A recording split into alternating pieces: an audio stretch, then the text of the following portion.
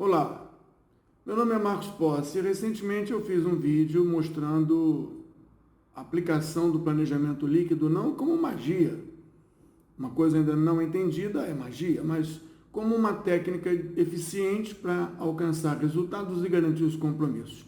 E no canal do YouTube nós tivemos uma questão.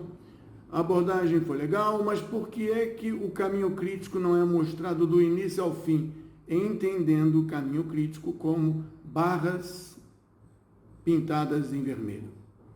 Então, a nossa proposta aqui é explicar por que é que o caminho crítico do vídeo e outros não ficam do início ao fim taxados como vermelhos.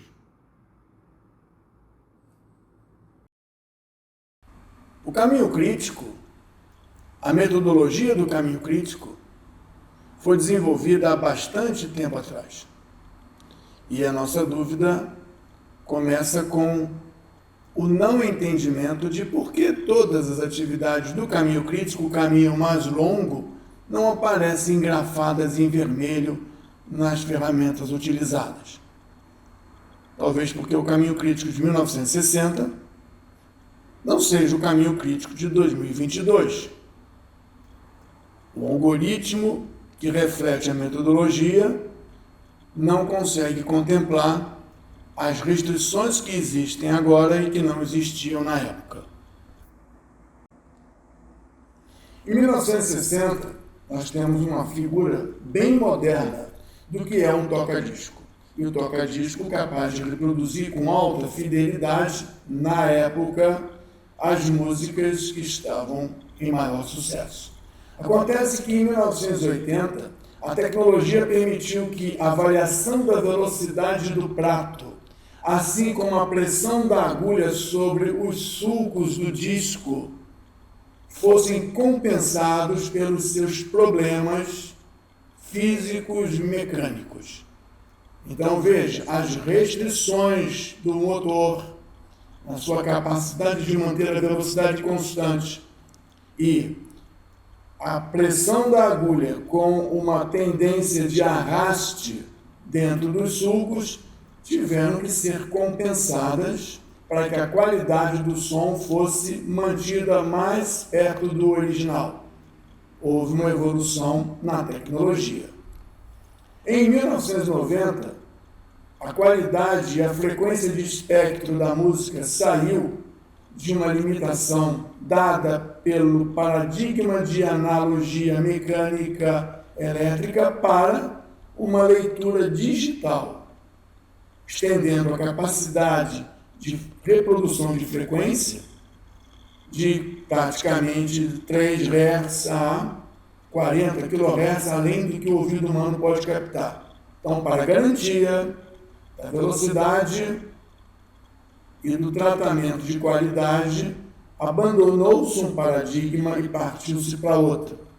Lembrando que não se tem o que falar aqui de variação de velocidade de rotação ou de pressão da agulha. Ninguém fala sobre isso em 1990 porque os problemas são outros. Já em 2000, os mecânicos, as leituras, as rotações, ainda que não fossem relevantes para a composição e a reprodução fiel, dão lugar a mais outro paradigma. Uma pequena variação, só que eliminando as partes mecânicas, toda a música é digitalizada dentro de uma amostragem bastante adequada e continuamos com frequências, qualidades e reproduções de alto nível. Ninguém mais fala em velocidade do disco, do prato do disco, ninguém fala em pressão da agulha, muito menos na leitura tripla laser e muito menos na capacidade de resistência ao movimento mecânico do aparelho. Em 2020, a coisa muda radicalmente e a portabilidade da música sai de um objeto e passa para o streaming. Ninguém mais fala por que da velocidade do prato, nem da pressão da agulha, nem da leitura tripla, nem da capacidade de bateria do aplicativo, do dispositivo que mantém o aplicativo. Bom, isso piora porque o streaming passa a ser acionado não mais por um dispositivo, mas através de um conjunto inteligente que não armazena local, mas que fica à disposição por escolha através de um algoritmo inteligente. Só na música tivemos mudanças de pelo menos de 2 ou 3 paradigmas. Isso nos leva a pensar. Por quê? Porque não se fala mais na velocidade do prato, porque não se fala mais na pressão da agulha no anti-skating do braço do toca-disco, nem na base sólida para evitar reverberação de graves. Porque não faz o menor sentido falar sobre isso. Dessa maneira, hoje, tentamos fazer dessa maneira, graças ao Patrick Weaver, nós temos esse resgate, tentamos fazer dessa maneira o planejamento do nosso trabalho, só que de uma maneira moderna. Então, os problemas que nós tínhamos aí continuam existindo aqui, só que com um visual muito mais bonito. Essa figura foi publicada em 2020, mas tem o mesmo conteúdo, a mesma regra, o mesmo algoritmo, os mesmos dispositivos, na mesma interface, sem nenhum apoio de inteligência, em mais de 60 anos. O que está acontecendo? Então, aqui vale a pergunta, por que o caminho crítico não está vermelho de ponta a ponta? Aqui vale a pergunta, por que a folga zero é tão relevante e por que aparecem interrupções quando eu coloco uma restrição de data? Por que vale a pergunta? Porque nós estamos falando de uma técnica quase que secular. Os 8 motivos apresentados mostram que o algoritmo de 1990 não é revisado desde então nas ferramentas mais conhecidas, mais compradas e justificadas nas empresas. Nós temos registrados 8 motivos pelo qual o caminho crítico não fica vermelho do começo ao fim. E eu vou utilizar essa referência, que há quase 10 anos atrás ou mais, deram a entender que algumas anomalias no algoritmo desenvolvido não permitem apresentar e taxar de vermelho aquelas atividades que possuem folga zero. Esse é o princípio do CPM. A primeira anomalia é... Onde está? Deadline. Quando você inclui, força um data limite de conclusão, você tira o dinamismo do cronograma e atrapalha o processamento de cálculo, o algoritmo implementado que usa o processamento do cálculo mais cedo, mais tarde, folga livre, folga total. A segunda anomalia são os calendários. Tanto a data limite quanto o calendário são restrições que são incluídas depois que a metodologia é desenvolvida. E o calendário, que apresenta sábado e domingo não trabalhado, o calendário que para dormir, traz em si uma folga que não é contabilizada pelo algoritmo. E dependendo de calendários, o cálculo fica perturbado dentro do algoritmo e não funciona. A terceira anomalia são restrições de tem que começar em, não pode passar de, coisas que foram incluídas por conta de restrições do mundo moderno. Quarta anomalia de 8, duração em períodos corridos, o que traduz, de certa forma, o uso de calendários.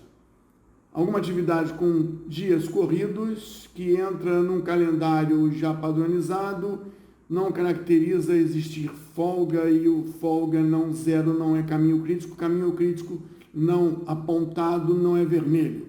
Então, não dá para ver do início ao fim. A quinta anomalia, onde está a quinta anomalia?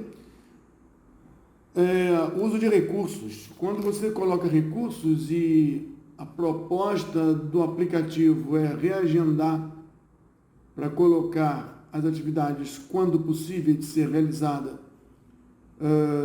por conta da existência de recursos, criam folgas dentro do algoritmo já conhecido. E se tem folga, não tem folga zero. Se não tem folga zero, não é crítico. Se não é crítico, não fica vermelho. Nivelamento de recursos é a anomalia 7, que complementa a história do uso de recursos.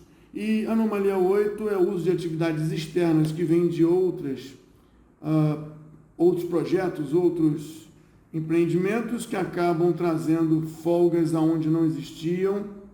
Mais uma vez, se não é folga zero, não é caminho crítico. Se não é caminho crítico, então não é vermelho.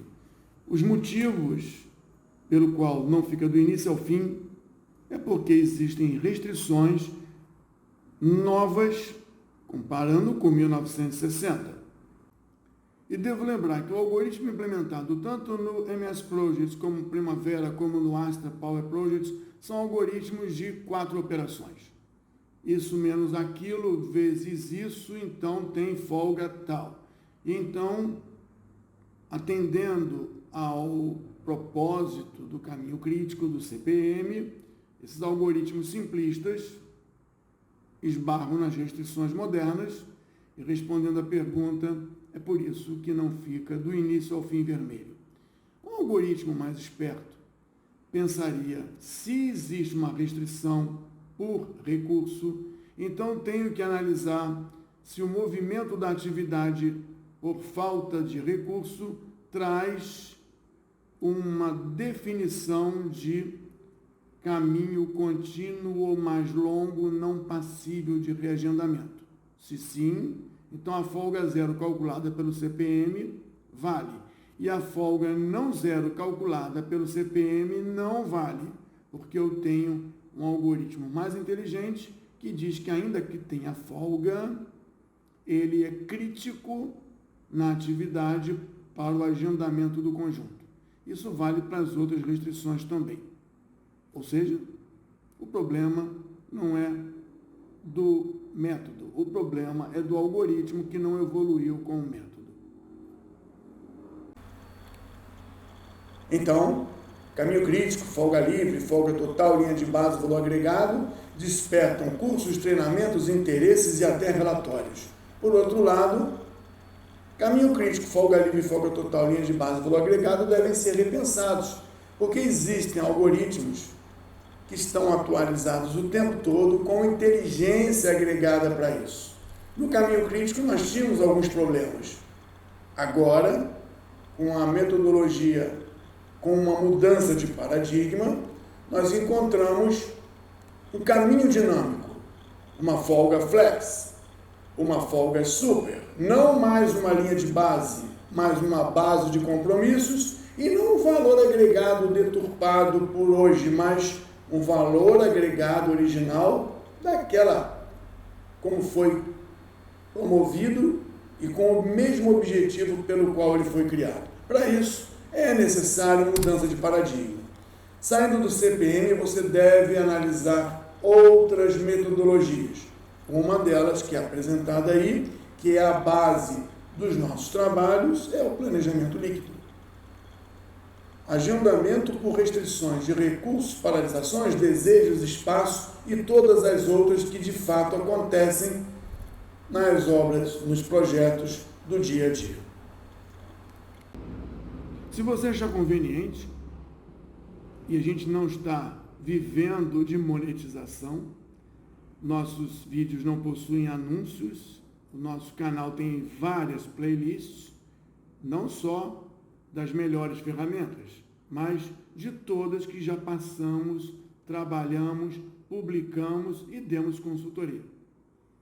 Se você quiser, você pode se inscrever no canal e se quiser saber das coisas que acontecem, você pode até clicar no tal do sininho. Assim você vai ter informação nova e não mais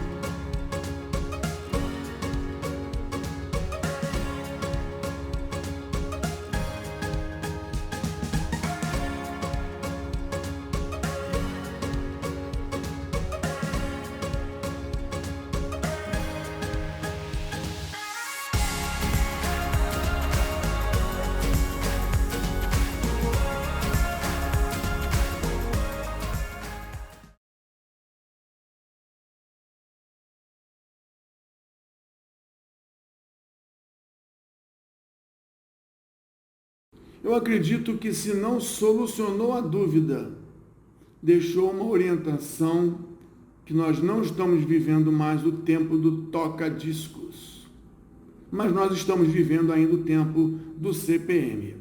O CPM raiz, o CPM do tempo em que não haviam restrições. Então, eu espero que isso sirva para fomentar dúvidas, debates e pesquisa, e ver se estamos usando a técnica certa, a ferramenta certa, no momento em que nós vivemos, certo?